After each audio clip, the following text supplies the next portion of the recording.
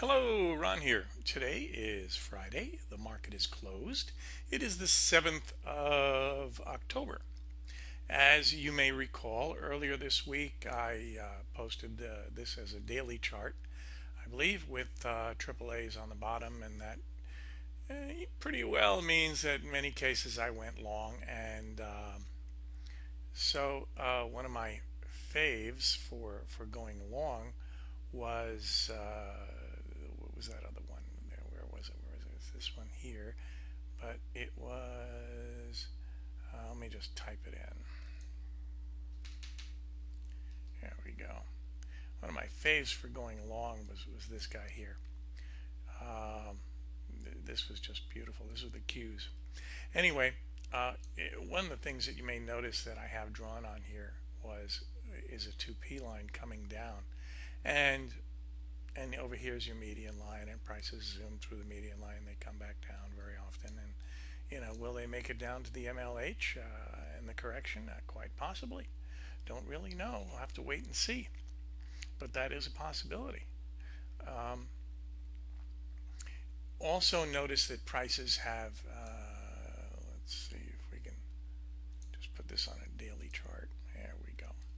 Notice on the daily chart here, prices. If we draw this line here, prices kind of peak through the 2P line, which they'll typically do at a pivot one if this is going to go up. Because my guess, still at this point here, is that this guy is predominantly in an upward direction.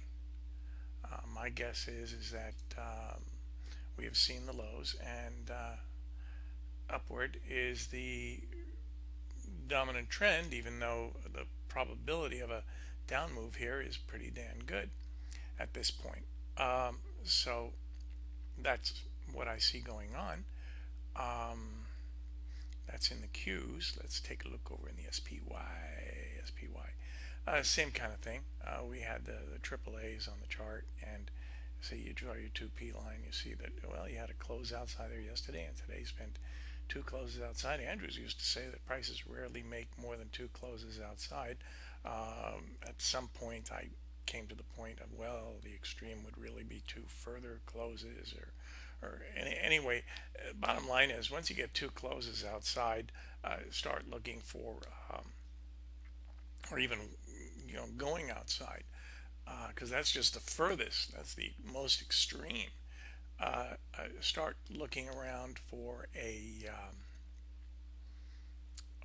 place that it turns. Okay, here's a nice example.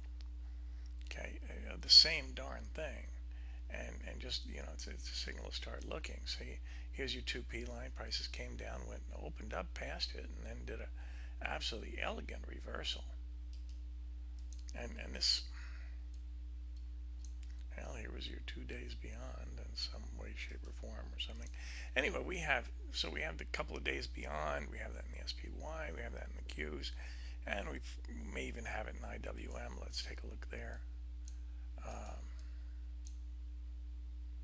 Remember, it reached the target. Isn't that kind of neat? Okay, so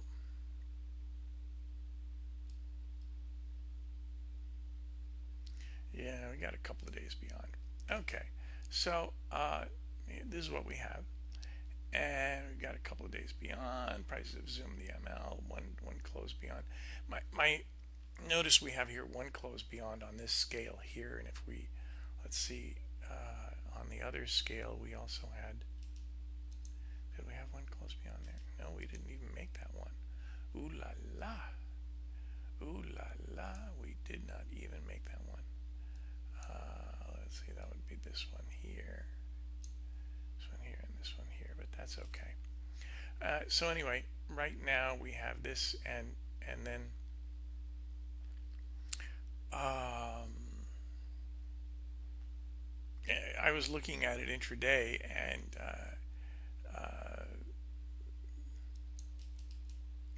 so let's take a look at the SPY. SPY, here we go. SPY intraday. Da-da-da-da-da. No, let's look at ES. I want to talk about pivot theory a little bit. Okay, one of the things we like to talk about is min pivot theory. Min pivot theory, and let's just say we're using something simple do understand that with min pivot theory, you have, remember, we have something called probable pivots and possible pivots. And so all pivots are probable unless they're possible. Okay. And usually the last pivot is a possible one. And you're going to see in a moment why I call them probable. Okay. So as we go here, let's say here we have looking for min 1. Okay. So here we have a high pivot, down here we have a low pivot, and we go up for a high pivot, come down here for a low pivot, up here for high, down here for a low, and up here for a high, down here for a low. The guys in the middle here don't count. Here for a high, here for a low, here for a high, here for a low, here for a high, here for a low, and here for a high, here for a low. Ooh, there's something, yeah, interesting in here. Actually, this is, let me go backtrack to here for a second. As we were low, high, low, and when we have this much data, it looks like this is your possible, this is your probable, this is your probable, this is your probable. And we get over to here and we see we go up and we come down again. Well, one of the rules that I had for the computer programmer was that when you put the when you have to select between low points and high points, actually, notice, I mean, if when you get to this point here, you may say to yourself, well, which one's the pivot set? Is it this one here? Is it this one here? One of them qualifies, but one of them doesn't. And so what would be picked would typically be the latter one in time. Okay, so as we get to here, as we're over here, this would be your possible, that's your possible, and this here would be thrown out. Okay, now according to a ladder pivot theory that I came up with, where you have the multiple levels in time, that isn't necessarily the case, but that's how min ones work. Okay, and so we have this, this, this, this, and now here it gets really cool. This was this morning, and so you look at it and say, well, here's your high pivot, low pivot, high pivot. Okay, that's pretty clear. And as they come down, it gets kind of tricky. Now, this could be your low. Okay, here's your low 5450 and your high. And then it comes down. And at this point here, if you look closely, this, knowing that this, oh, this gets real tricky. I love it. It makes it more challenging. This one here is possible low pivot, and probable and possible. Okay, but then here's where the challenge comes in. This guy here then goes up and down. Whoops! And so what? Let's say 2 hours later, what do you really have? Well, you got a mess. You got to look at a little bit. Okay, so you have low, but this is not possible yet. So this is your possible, and let's see, the low here, 5450. Yeah, and so this is your possible, as long as that's higher than the other one. Let's see, 60, 25, 60, okay, so high, low, high. Okay, so right now, given this much data, those are your possible pivots, and the other ones are, oh, this is your probable, this is your possible, this is your possible. Sorry, start again. This is your probable, this is your probable, this is your possible, last one's the possible.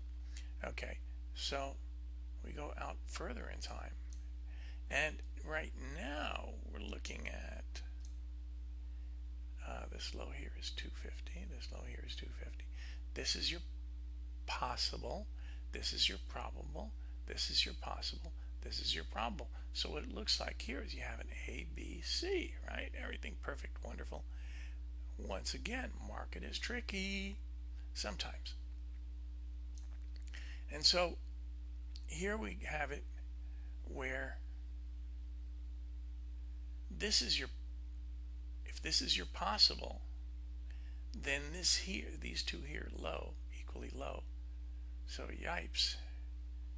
This is your possible, this is your probable, and this 60-50 versus 60-25, and this is your probable. So right now this one here and this one here are okay.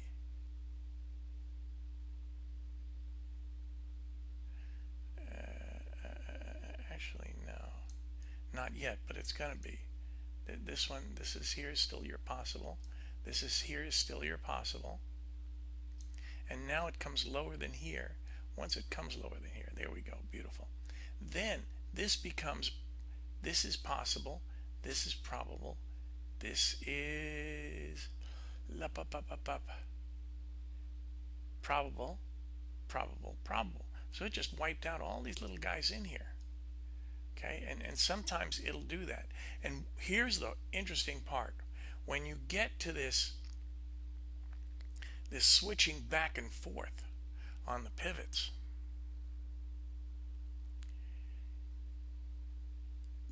now that may drive you crazy. Okay, I understand that. But consider this. That's the time to focus. That's the time to relax and keep an sharp eye open for things that are going on. See, because when you're just going down real easy, you know, it goes from here, here, here, and then it goes lower, high. Oops, that's not even a high pivot. And it goes down, high, da, da, da. You know, those are pretty easy to pick out. But when it starts getting complicated, that's the time to just step back and keep an eye open, because you might be very, very close to the end of the move. Okay? So what happened was prices then went boom down and came back up. Now, my thinking is that there's a pretty darn good chance that come Monday, Euro is going to do a dive once again,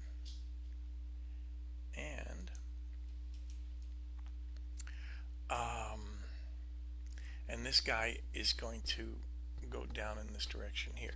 That's my forecast at this point in time. That's my guesstimate.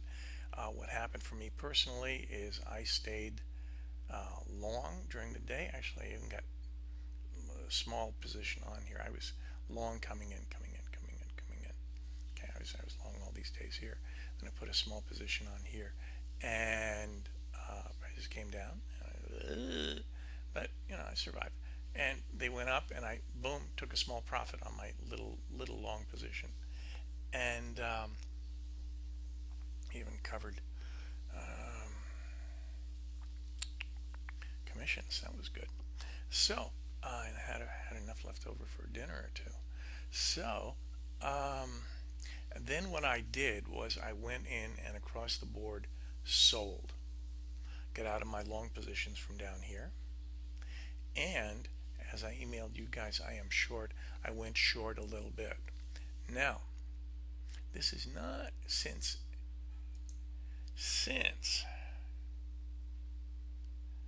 this is a possible, this was a possible one wave up and we're going down for a two. It normally is not a really great thing to do. And normally would not be a real brilliant thing to do unless you're really closely monitoring intraday action. Because to go long after you have a possible, this is a possible major pivot here, and this is a possible one, and then we go down for a possible two. This is usually not considered a good time to get in, to take this ride down, except if you're really a super astute trader, and you know, and you're willing to take the risk. Okay, because if the trend has changed, watch out, you know. But there's some other factors that I see coming in here that give me a pretty good shot that prices may come down and test the H. And if they come down and test the H, that would mean down here. Okay. Over there. Let's see, where else are we? Here's TQ. Oh God, we don't want to see all this rubbish in there. Let's something without the rubbish. All my notes don't make a lot of sense to anybody. Here we go. There we go. Nice clean chart. Okay. Now we have another one. My indicators tell me this is it. That it's not likely to go below here. So we'll have to wait and see how correct that is. So to see prices come down here would not be unusual. Okay. Let's see where else we have. We have IWM.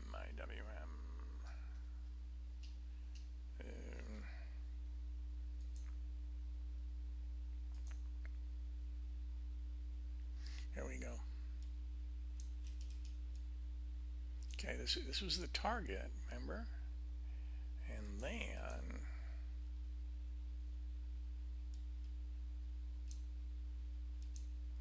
so here we are, and that's where I is.